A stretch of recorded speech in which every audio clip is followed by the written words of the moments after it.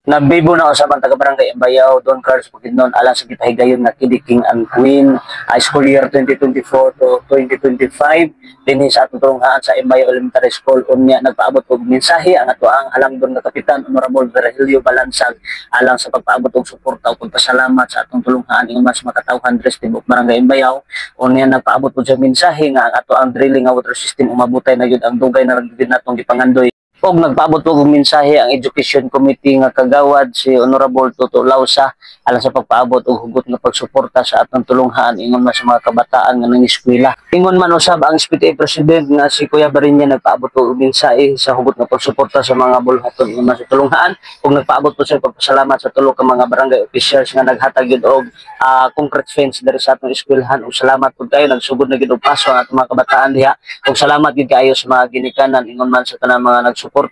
O salamat po di kaayo sa ato ang mga maestra o sa pinaka-update nila nga school head, Sir Larry Ita. Salamat din kaayo sa inyong mga effort, sir. O dako kaya na siya katabang alang sa mga kabataan nga ma-improve, ma-enhance yun ang ilahang confidence sa pag-atubang sa mga katawhan. O shout out yun ko sa tanang mga ginikanan anay mga bataan nga nag-appeal sa candidate sa Kid King and Queen gikan sa kinder ngadto sa grade 6. Salamat kaayo sa inyong mga suporta ma'am ug sir.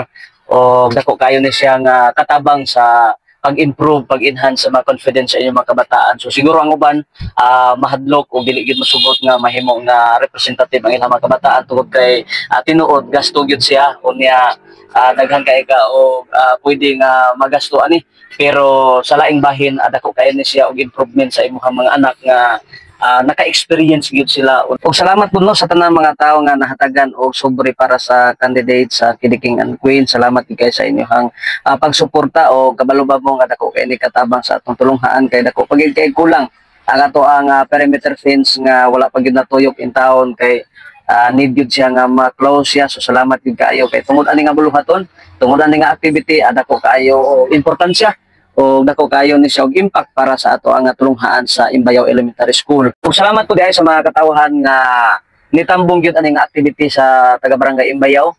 Salamat kayo sa inyong mga effort nga grabe gyud ang inyong paghugyaw, pagsuporta sa ato ang mga kabataan.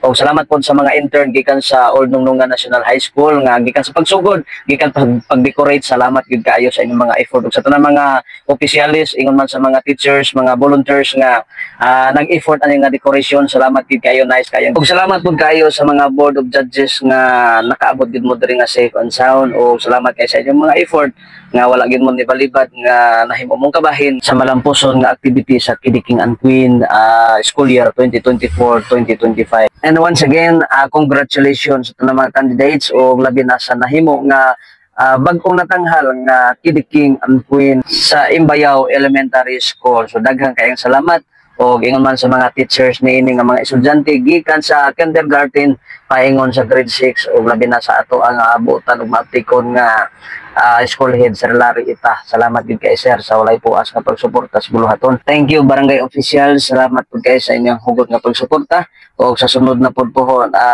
hopefully nga mabibo na sad ta.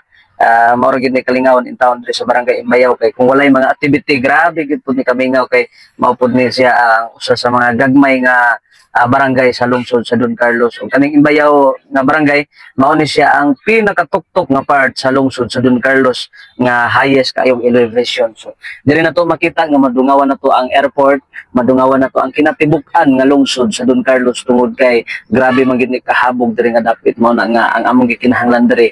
Ang tubig gid mo pinaka-importante kay luoy gyud ang kabataan magsaligdal gyud sa ulan kay kung walay ulan magdala gyud sila og mga tubig gikan sa ilang mga balay aron na alang gyud pangbubo sa CR kay importante gyud kayo nga naay tubig sa CR. So salamat kayo sa inyo tanan.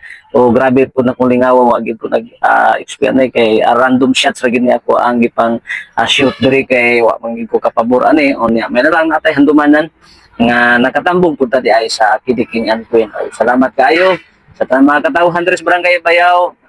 padayon ta sa pagpinabangay paglasigay ug ang gugma maghari kanunay sa matag usa ka natong tanan.